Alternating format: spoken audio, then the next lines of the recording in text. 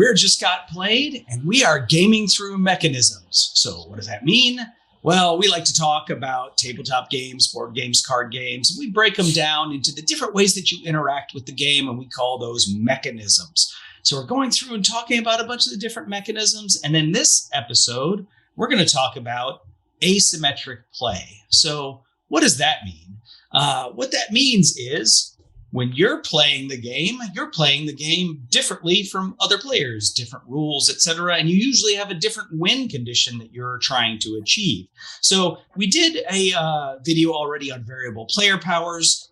This is slightly different. And usually the difference is that you're trying to do something else to win the game from the other players. All right, good. So I'm going to turn it over to Erock to MC this video. Excellent. Welcome. Thank you for joining us for Asymmetric Play. We are for asymmetrical individuals, so it just kind of fits us. All right. I think I'm going to kick us off because my first choice for this is going to be one of my top 5 games, and that is Star Wars Rebellion. I absolutely love Star Wars Rebellion. I think it's fantastic. It is one of those universe in a box games, so it's pretty much everything like episode 4, 5, 6, and Rogue One all in the same box. And just to very briefly go over it, I'm sure if you're not familiar with Star Wars, go watch a bunch of movies. But it's in the Star Wars world. And basically, like I said, episodes 4 through 6. So it's the Empire against the Rebel Alliance. And the Rebel Alliance is basically just trying to survive as they build up support through the galaxy until it reaches a tipping point, and then they're going to win the game. And the Empire is trying to find their base and kill them. So this is a perfect example of this asymmetric play, where you have two different sides, at least. In this, you can play this with 4. Don't play it with 4. You're just basically splitting the sides up at that point. Sorry for the tangent. But basically, this is a great example of asymmetric play because you have one side doing something and the other one's doing something completely different to try to win the game. A lot of war games are not asymmetric play because you're just trying to do the same thing. Like I'm just trying to beat you, or you're just, we're going for the same points. But this is different because there's a lot of battles that go on in this, but you're doing different things. The Empire is trying to crush the Rebellion.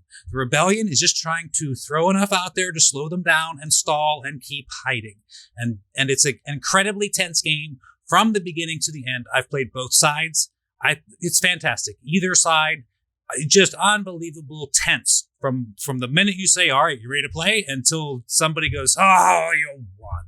And so that's one of my favorite games, Star Wars Rebellion. Yeah, it's surprising that this game has held up despite being designed a long time ago in a galaxy far away.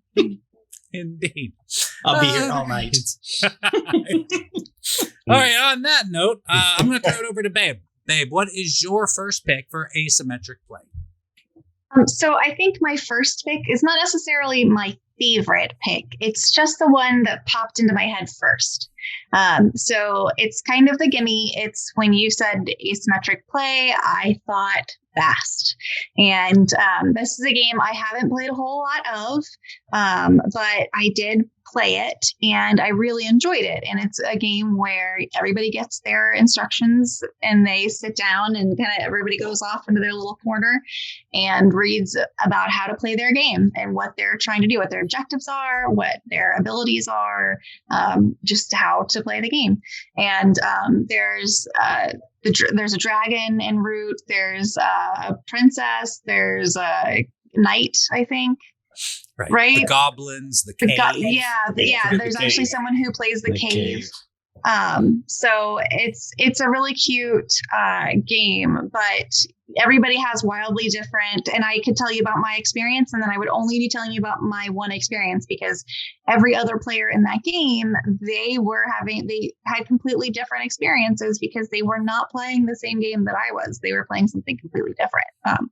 So I really enjoyed that. And, you could play that so many times and you play the same thing over and over again before you really feel like you've mastered that. And then that's one aspect of a multifaceted game. So you could dive into the others and experience those and see how you like that. And, or kind of just go hog wild from the beginning and do a different thing every time and try them all and see what you like best and then hone from there. I don't know, do whatever you want to do, but there's a lot of replayability in this in Vast. So that was the first one that popped into my head when I knew what I found out that we were doing asymmetric play. I don't think you're alone there. I think a lot of people, that's the first game that pops into their head when people say asymmetric play. Yeah, indeed. Yes, we've had fun playing that every time. Excellent. So, Lloyd, what is your favorite asymmetrical game? So me and Steven were discussing this before. I was going to just bow out of this one because I couldn't really think of anything that was asymmetric that wasn't one versus all or a hidden movement. So I did finally come up with one, and then I struggled to find a second one, and going through a bunch of other people's lists because asymmetric play is not something that BGG apparently tracks. I just found lists of games that people were just listing stuff out. And one of the ones that was on there, and I didn't really think about it, is the Villainous series. So Disney Villainous or Marvel Villainous. I didn't think about that either, but that's right. Yeah. Yeah, because each player in the game is a different villain, and if you're playing, I'm going to talk about just like the Disney ones separate from the Marvel ones, because the Disney ones, you're playing your own movie. So you're following along the plot of the movie. So if you're playing as Hook, you're trying to stop Peter Pan and get some stuff and go to this particular island and whatever. If you're Ursula, you're trying to get the trident and invade the castle, and everyone has their own little different goals that they're trying to do.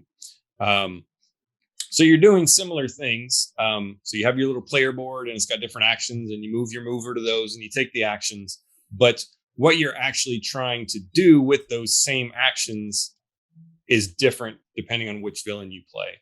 And I guess the Star Wars one plays more like Disney. But if you watched our Versus videos, I preferred the Marvel one because it allows you to interact with the players more than just a random fate card.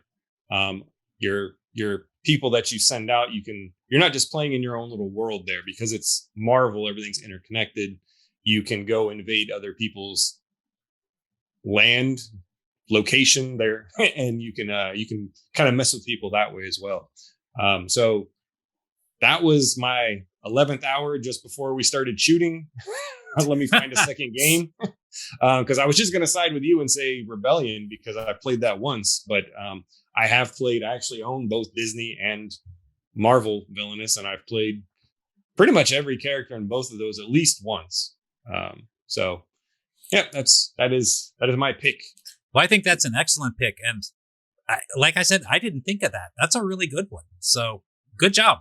Yay. All right, Steven, rounding us out. What is another excellent asymmetric game? So, I didn't have the quibble that Lloyd did with one versus many games, right? Like I like a lot of one versus many games. And I thought, well, that's very asymmetric, right? I mean, granted, if you're playing with a bunch of players, most of them are doing the same thing. And then just one of them is doing something dramatically different. But hey, that's still asymmetric to me. And so the one that I decided to pick is my sort of exemplar for that category is Not Alone. So Not Alone is a card game, and it's basically hide and seek. But thematically, there is a ship full of scientists, and they have crash landed on this planet, and they have become the hunted because there is a creature that is hunting them. And so each scientist on their turn has to decide what location they're going to go visit. And the creature has a way to basically attack those locations.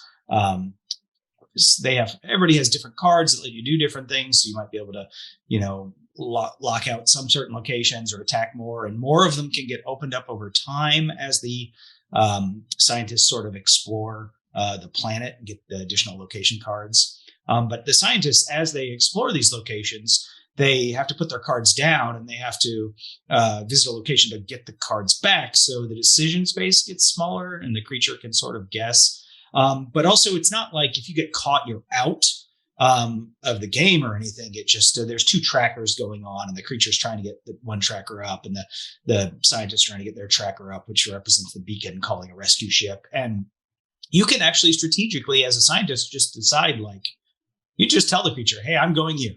I'm going here because any communication needs to be public.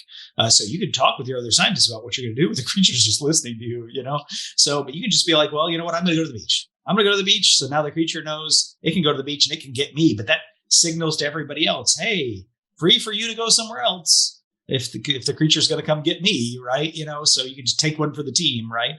There's a lot of interesting sort of gameplay dynamics there around it.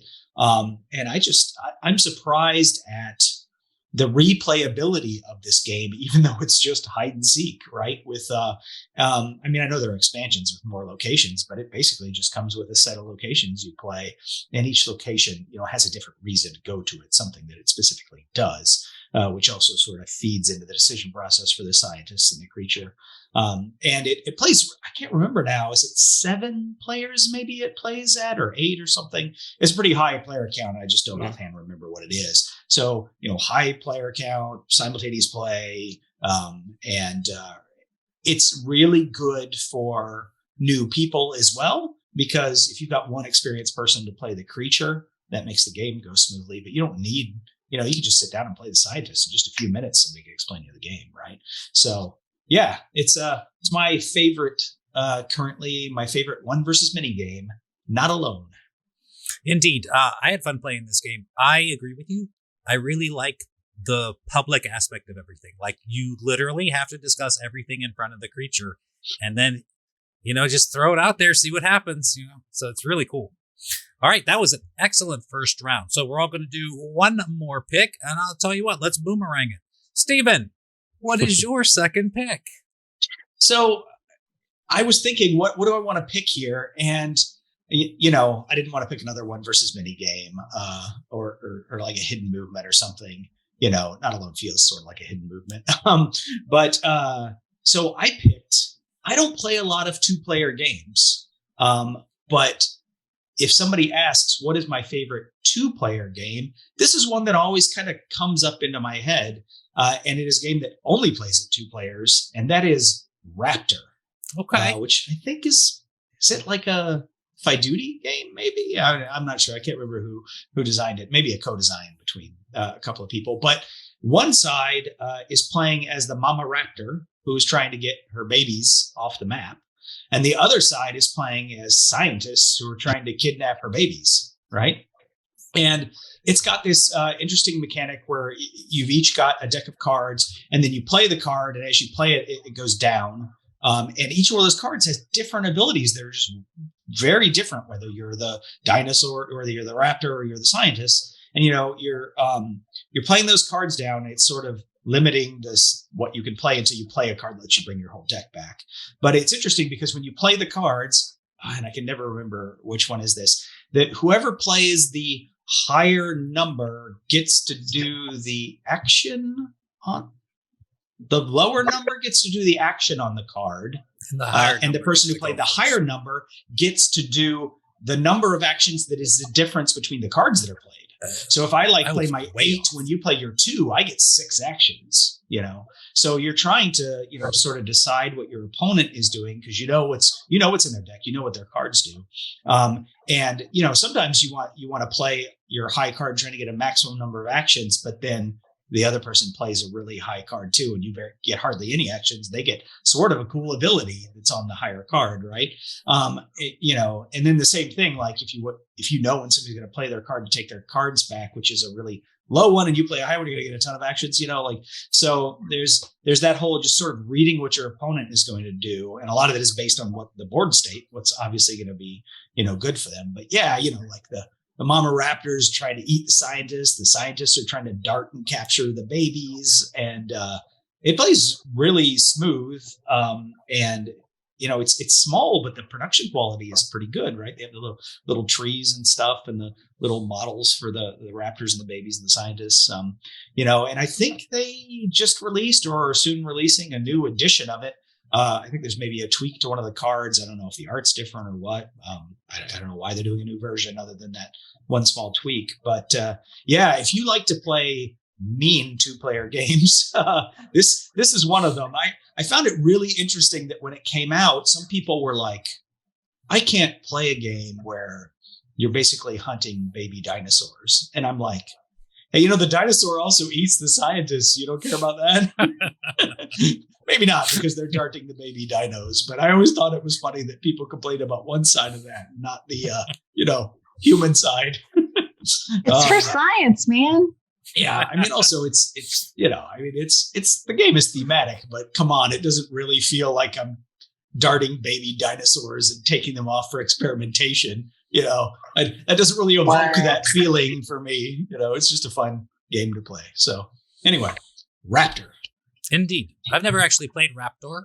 It's a bit on the mean side for my 2-player gaming group as it is, but I've heard good things. Excellent. Okay, that brings us right around back to Lloyd. Lloyd, what is your second choice?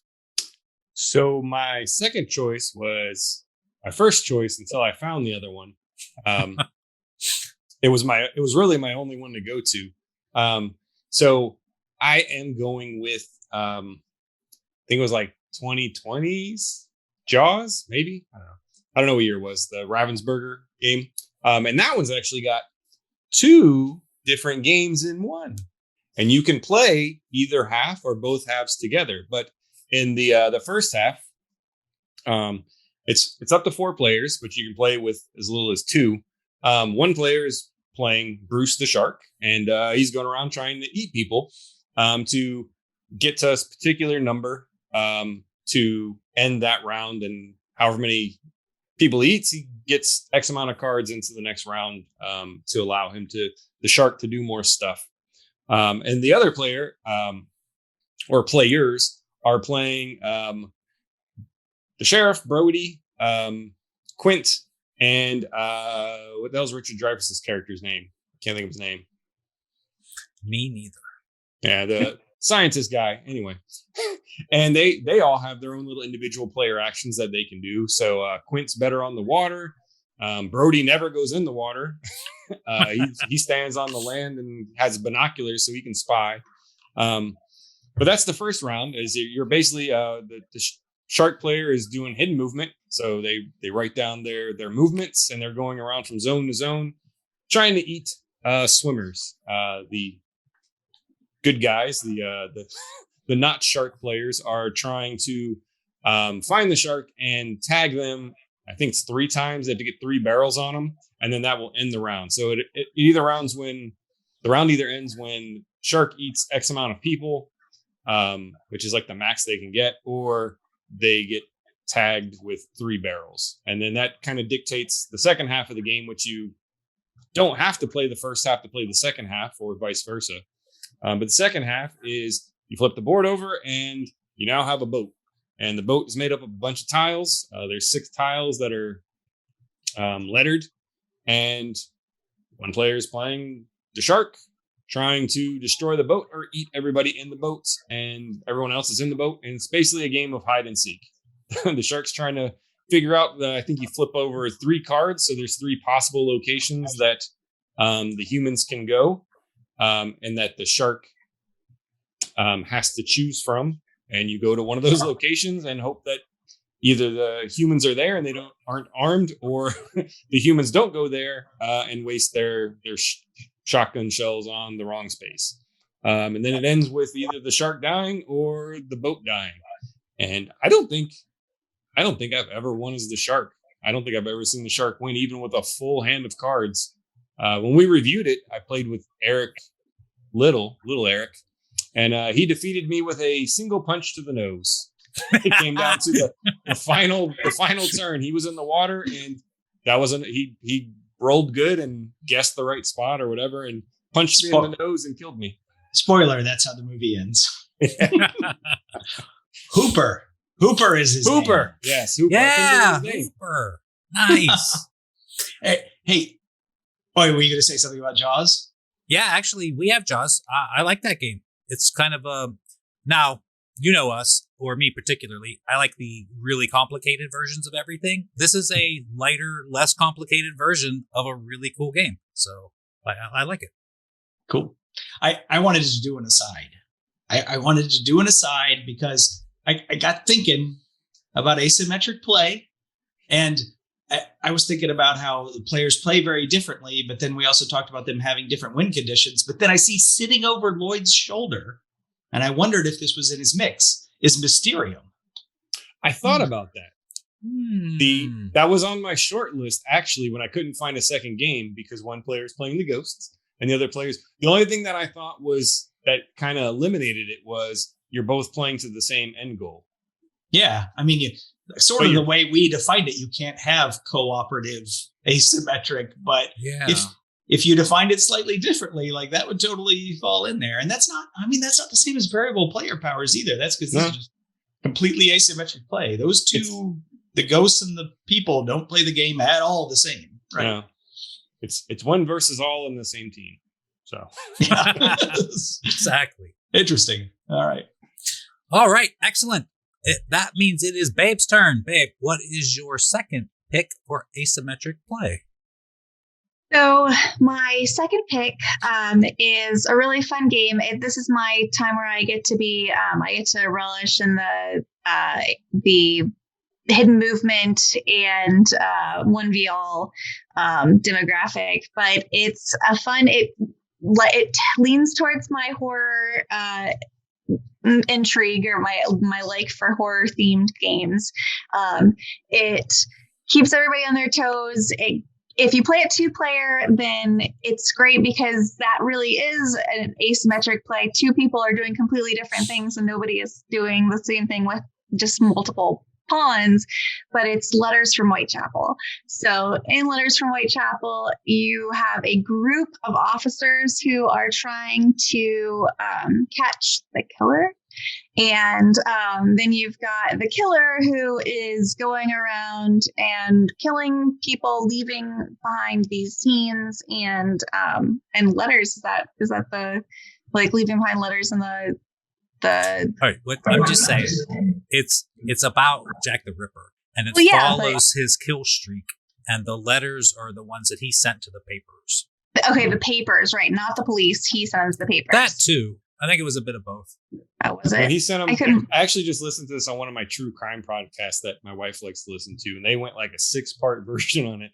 And the letters were being sent not to newspapers, but to basically to like the Associated Press. So they were thinking that most of them were fake because most people wouldn't know to send it to the person who distributes the news to the newspapers. Interesting. But yeah, none of them went. The one that they think is real went to the the head of the group that was hunting him. When the cops weren't doing it, that's the one that came with the piece of the kidney. Is that the Hey I just Boss listened letter? to this like a couple weeks ago. Nice. Was that the Hey Boss letter? That was That was the From Hell one. Yes. Yeah. And I just watched the movie because I listened to the thing, so I would just watch From Hell in my Halloween thing. Anyway, back to sorry. Big old tangent there, babe. Back at you. What you got? Right. So Letters from Whitechapel. There are the detectives, and then there's the killer, and you are, as the killer, you're this hidden movement. So you are planning your routes. You might be jumping on a carriage and using a carriage to get through town, and then you're going a few more spaces to hide out in wherever. And then as the detectives, they are investigating areas. They're following their movement rules, and they are trying to spread out or hone in on an area that they're trying to discover Jack the Ripper in. So so that's my favorite asymmetric play game.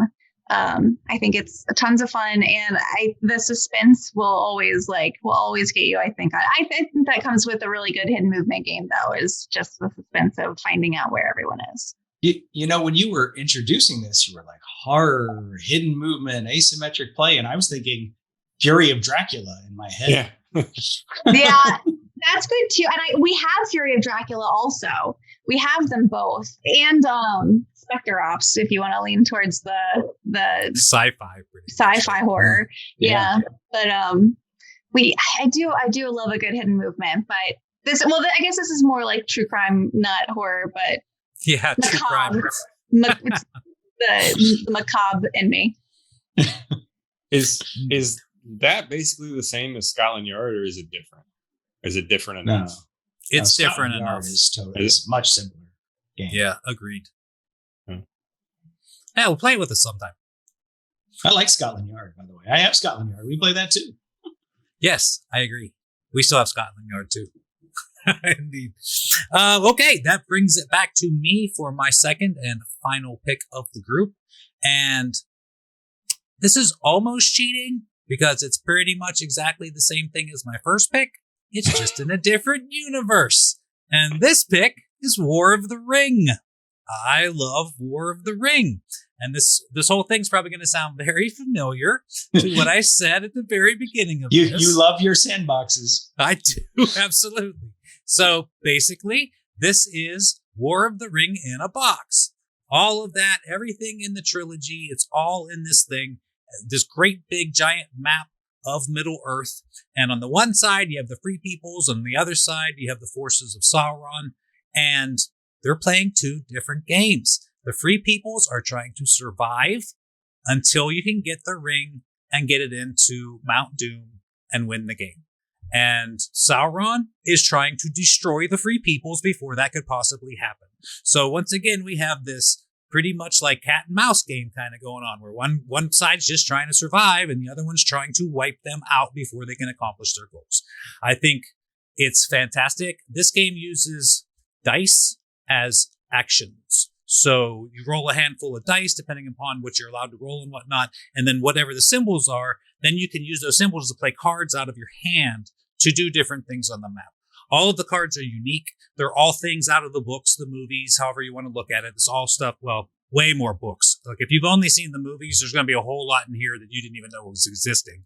But it's chock full of the lore. So every card does a different flavor, has a different thing going on, and you just go through basically the story as it happens. Obviously, things happen out of order and stuff because, you're just drawing cards. But really, it's the whole Lord of the Rings experience in a box. Just like Rebellion, this can be played 4-player, but don't do that because again, it just splits the sides in half. It's not like you're just splitting up what you do basically. So, but as a 2-player game, absolutely fantastic. Much like Rebellion, this will take a while. You're not going to sit down and play this in 45 minutes. It's going to take hours to play, but it is hours well spent. If you have the fortitude for it and the interest, do it. It's awesome. War of the Ring. We should make a Amazon exclusive version. Update this for the new Amazon series. They got $1 billion budget. We could make it that's tiny. True. Interesting. All right, so that finishes out all our choices. What we are now left with is the people's choice. Stephen, why don't you tell us? We're left with half the people's choices anyway, because the people, of course, also picked War of the Ring. One of the highest rated games on Board Game Geek. So not surprising that our audience picked this as one of their favorite asymmetric games. And for all of the reasons that you just said, obviously, Lord of the Rings in a box. So, but for the other pick, they did pick something which I think, along with Vast, is one of the things people always mention when you bring up asymmetric play. So I'm going to throw it back to Erock, because he's the only one here who has actually played some of it, to tell us a little bit about Root. So I'll be absolutely honest with you. I've never actually played this in a group, like with people. I have played it on the app. I've never played against humans on the app, but I have played through it. So none of us have actually played Root, but as he said, I have the most experience. So Root is a game by Cole Worley that has basically 4 sides in it. And these 4 sides are completely different from each other. Like this is another one of those, like Vast, like this is, you should have, if you know Root at all, this is what popped into your head because everything in here plays differently. And the core game comes with 4 sides, I believe, but they've so many expansions now with all kinds of different things going on, different creatures, and because it's all about creatures, all right? So in a nutshell, it's a game of woodland might, I believe, but it is super, super cute. It's like one side's, the cats, and the other side's the birds, and then you have like the bandit or whatever his name is, the raccoon or whatever, and then you also have like the forest creatures, which are like squirrels and chipmunks and stuff like that. But it is a heavy war game. It is a heavy war game. All right. And isn't all it of like a Go coin ahead. game? Isn't it? Yes, that's how people describe it, as a coin game. I actually want to get into other coin games, but it's a discussion for a different day. But yeah, that's exactly how they describe it. It's a coin game. I'm not 100% sure what that means to be able to describe it to you yet, because I haven't played all those games on my list. They're actually above the shoulder back here. But anyway, they're all playing a completely different game. The cats are trying to take over the most, I don't know, what do you call them, spaces on the board. The birds are they're kind of doing that too, but the cats play the most traditional game out of all of them. You basically build stuff, make troops, move them forward. That's your turn. And then you have the birds. And the birds are kind of a programming group. And like every turn, you put another card down, but you have to execute all these things in order, and you can't change it. And so you can get really powerful turns off if you manage to put a bunch of cards down and keep executing all the actions in order, because it just keeps going. But at some point, it's just not going to be possible. At some point, you're going to have an attack somewhere and nobody's next to you, you can't attack. And when that happens, it basically like overthrows the government of the birds. And then you start over with a 1-card program, then a 2-card program, then a 3-card program. And then meanwhile, you have the woodland creatures. And this is where it's going to go off the rails, because I mostly understand the cats and the birds, but now we're getting into some really weird territory, and I can't really wrap my head around some of this. I think a lot of it's because it's just me playing on the app. And if I had somebody that knew what they were doing and taught me, I'd be like, oh, this makes a lot of sense. But like the woodland creatures, I don't really get it. They do get into battles and stuff, but they're more about just building stuff. And that's how they win the game. And then meanwhile, you have I forgot what he's called. It's not a bandit, but it's something like that. Trash panda. Yes, a trash panda, indeed. And he's doing completely different stuff.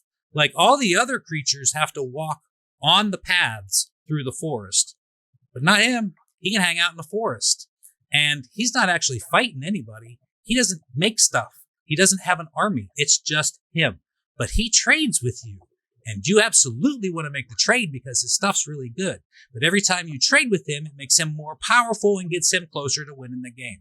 And this is all going on in the middle of this other war game going on.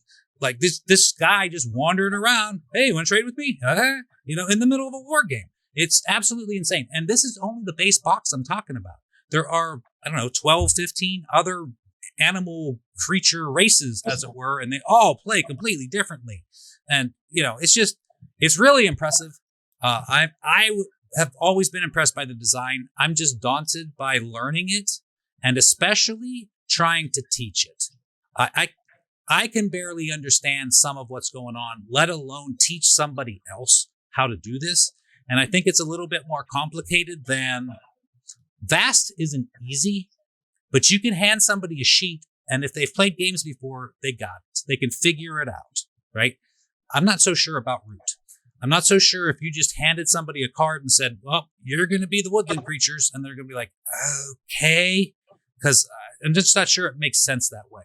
Now, I'm not trying to cut in the game in any way. It is hugely popular. It made a huge splash when it came out and still being played everywhere.